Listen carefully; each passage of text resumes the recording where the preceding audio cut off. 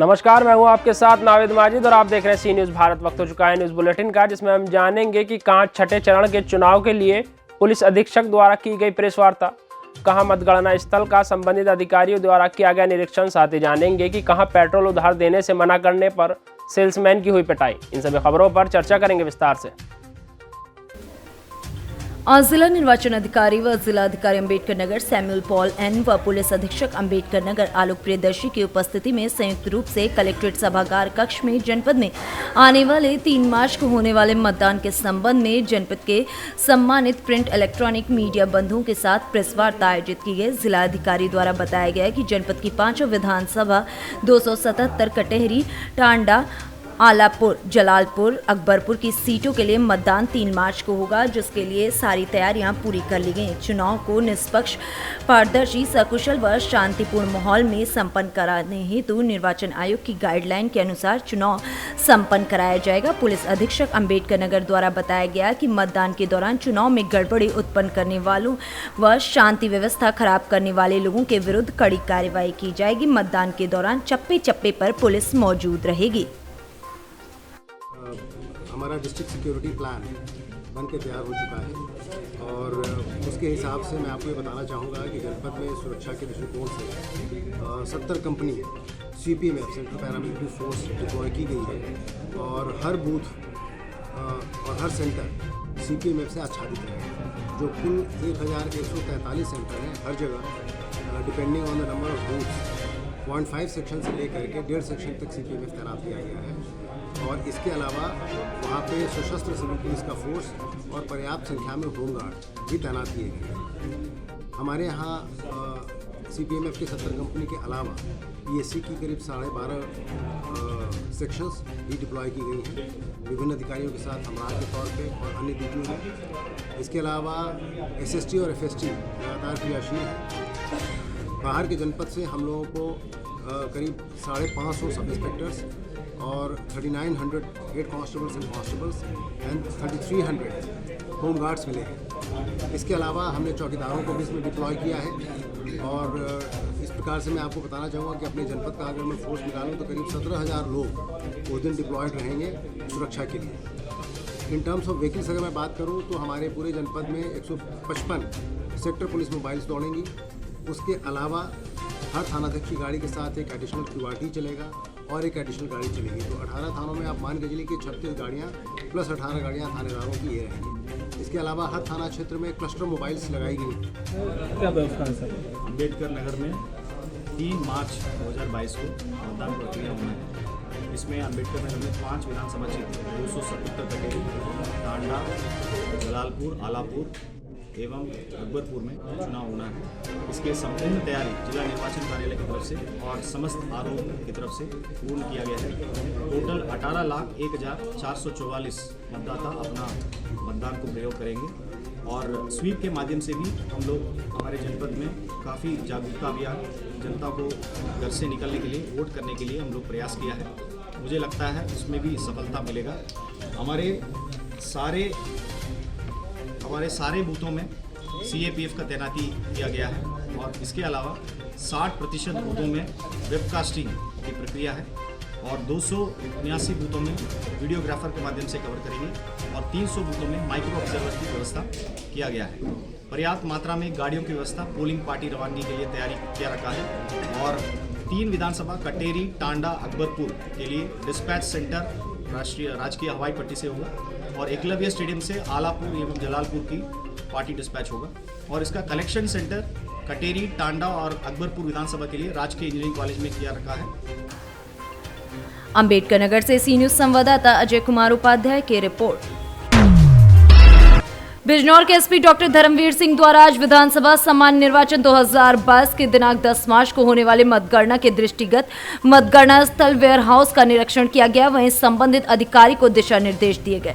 आपको बता दें कि जनपद बिजनौर के SP डॉक्टर धर्मवीर द्वारा आज विधानसभा सामान्य निर्वाचन 2022 के लिए 10 मार्च को होने वाले मतगणना के दृष्टिगत मतगणना स्थल वेयर हाउस का निरीक्षण किया गया और EVM सुरक्षा में लगे पुलिस कर्मियों को आवश्यक दिशा निर्देश दिए गए।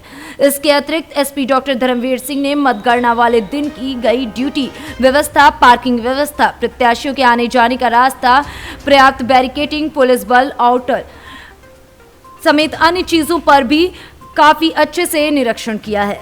आउटर गार्डन का निरीक्षण किया गया, जिसमें मतगणना के दिन कहां पर पार्किंग होगी, कहां पर बैरियर लगेंगे, कहां पर एजेंट आएंगे और पैदल कहां से आएंगे, इसी प्रकार से सरकारी अधिकारी कर्मचारी कहां से आएंगे, कौन सा रूट होगा, इस सब पर निरीक्षण किया गया।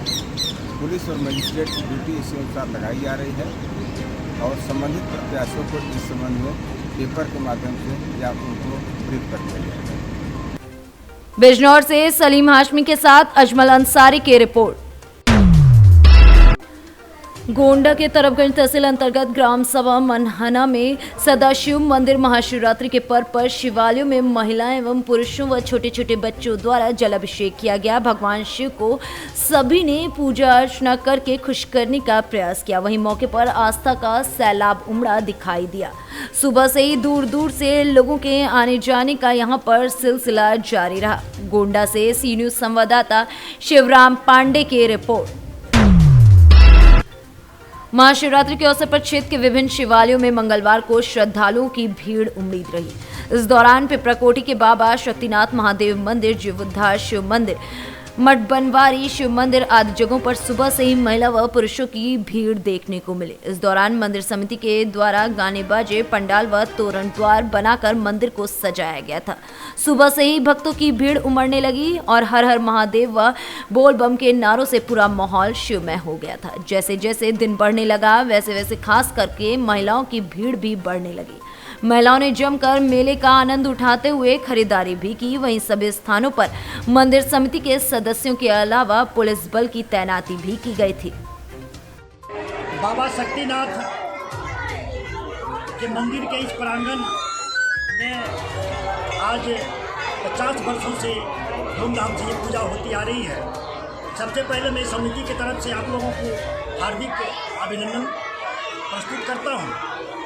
और इस शिवरात्रि के बारे में मैं ये कहना चाहूँगा कि विभिन्न प्रकार की कथाएं प्रचलित हैं, लेकिन कृष्ण पक्ष के चतुर्दशी के दिन माता पार्वती का मिलन हमारे भोले बाबा के साथ हुआ। उस उपलक्ष्य में सारे भक्त, शिव भक्त बहुत हर्ष के साथ ये शिवरात्रि का पर्व मनाते हैं। इसका एक आध्यात्मिक पहलू ये है कि पिपराकोटी से सी न्यूज संवाददाता आलोक शर्मा की रिपोर्ट। जनपद संभल के कोतवाली बहजोई के गांव ढकारी में बने कठेरिया पेट्रोल पंप पर सेल्समैन आकाश ने पेट्रोल उधार देने से मना किया तो धनारी क्षेत्र के सहजना गांव के प्रधान ने क्रोध में आकर सेल्समैन की जमकर पिटाई की। प्रधान के कुछ और साथी भी वहां पर शामिल बताए जा रहे हैं, जहां प्रधान की दबंगई देखने को मिली। उधर पेट्रोल ना देने पर पेट्रोल पंप के सेल्समैन को दबंग प्रधान और उसके साथियों ने जमकर पीटा और पंप पर भी पथराव किया है। सेल्समैन आकाश पुत्र सुखपाल को लहूलुहान कर दिया। सूचना पाकर पेट्रोल पंप स्वामी पंप पर पहुंचे, तब तक आरोपी प्रधान और उसके साथी वहां से भाग गए। क्या हुआ था तुम्हारे पेट्रोल पंप पर? पेट्रोल पंप पर 100 रुपये की 200 की पेट्रोल डाली थी मैंने, उसे 100 रुपये दिए थे। मैंने कि मैं 200 रुपये के मैं कह रहा संजना का प्रधान हूँ, लौट के पैसे दूंगा। मैं आपको जानता नहीं हूँ भैया, तो मैं मुनीम से मालिक से बात कर लूँ। क्या कह रहा था कि अगर इस पंप पर रहना है तो तू उधार भी देगा, 100 की क्या 20,000 रुपये की देगा। तो मैंने भाई साहब मुनीम से बात कर लूँ। उसने बदतमीजी उतर आया मेरी, उससे मेरी धक्का मुक्की हो गई। उसने मुझे धक्का दे दिया, फिर उसने फ़ोन करके अपने यहाँ से लड़के बुला लिए। उन्होंने मेरे साथ डंडेबाजी और उराबाजी कर दी आते ही पंप पे। तो क्या नाम है उस प्रधान का, जानते हो? प्रधान का नाम मैं जानता नहीं, कह रहा था मैं संजना का प्रधान हूँ, जानता नहीं है। साले बदले घूस के मारूंगा, पाठ तुझे। तो कितने लड़के बुलाए थे उसने मारपीट करने के लिए? लगभग गाड़ी आई थी। संभल से सी न्यूज संवाददाता सोनू की रिपोर्ट।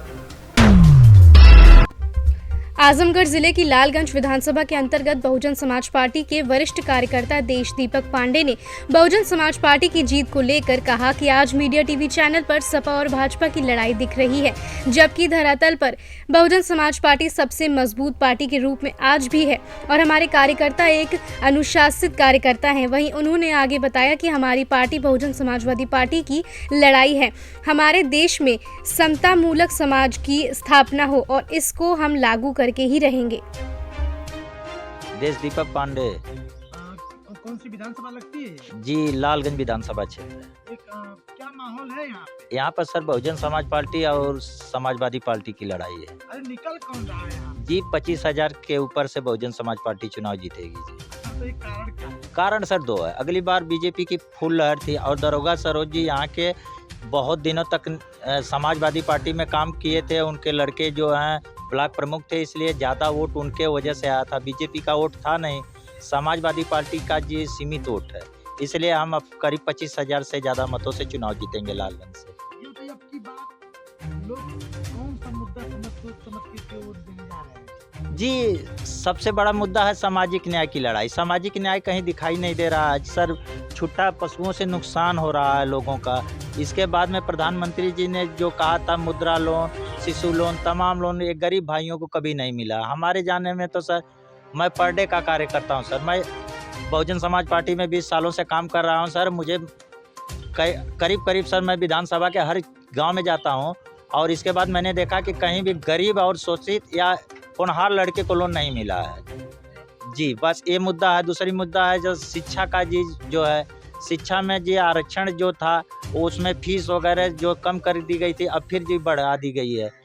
और सर 1 करोड़ रुपया अगर नहीं है तो आपका लड़का MBBS नहीं बन सकता। आज देखिए यूक्रेन में जो है छात्र फंसे हुए हैं, हमारे प्रधानमंत्री जी विश्वनाथ जी का दर्शन कर रहे हैं। हमें दर्शन से इतराज नहीं है, लेकिन मुद्दे की बात है। अगर 1 करोड़ फीस ना हो। आजमगढ़ से सी न्यूज संवाददाता अबू शाद की रिपोर्ट।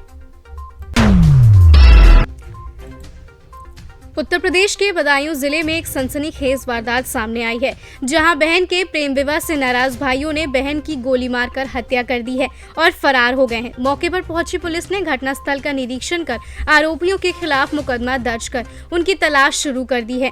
बताया जा रहा है कि गौरमाई गांव की रहने वाली फिल्वी ने गांव निवासी फहीम से करीब 1.5 वर्ष पहले प्रेम विवाह किया था। इस प्रेम विवाह में मृतका फिवली के परिवार के लोग सख्त नाराज थे। आज दोपहर मृतका अपने पति फहीम के साथ दवा लेने बदायूं गई। दवा लेकर लौटते समय मृतका के भाई मुआज़्म और मुजीम ने पीछे से गोली मारकर उसकी हत्या कर दी और फरार हो गए। घटना की सूचना के बाद एसएसपी ओपी सिंह ने घटनास्थल का निरीक्षण कर थाना पुलिस को आरोपियों की गिरफ्तारी के लिए कड़े निर्देश दिए हैं।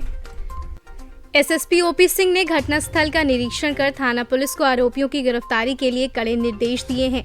एसएसपी ओपी सिंह ने बताया, प्रेम विवाह से नाराज होकर भाइयों ने बहन की गोली मारकर हत्या कर दी।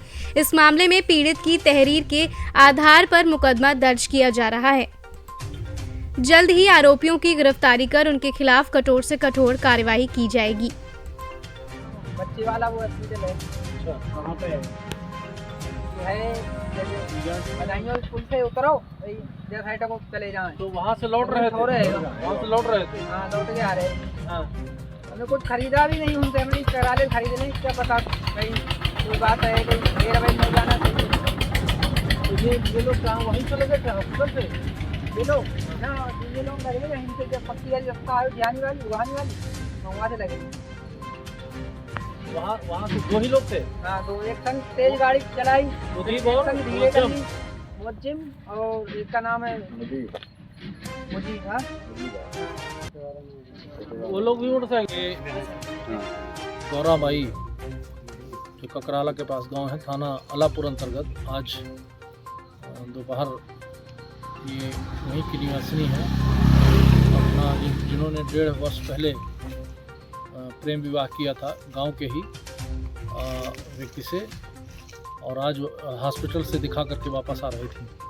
वापस आते समय उन्हीं के जो मृतका हैं उनके सगे भाइयों ने मुअज्जिम और मुजीब ने पीछे से पीछा करके चलती मोटरसाइकिल में गोली सटा करके मार दिया, और घायल अवस्था में उनके देवर और उनके पति हॉस्पिटल लेकर के गए, और उन्होंने डॉक्टरों ने उनको मृत घोषित कर दिया। बदायूं से सी न्यूज संवाददाता ओमवीर सिंह राठौर की रिपोर्ट।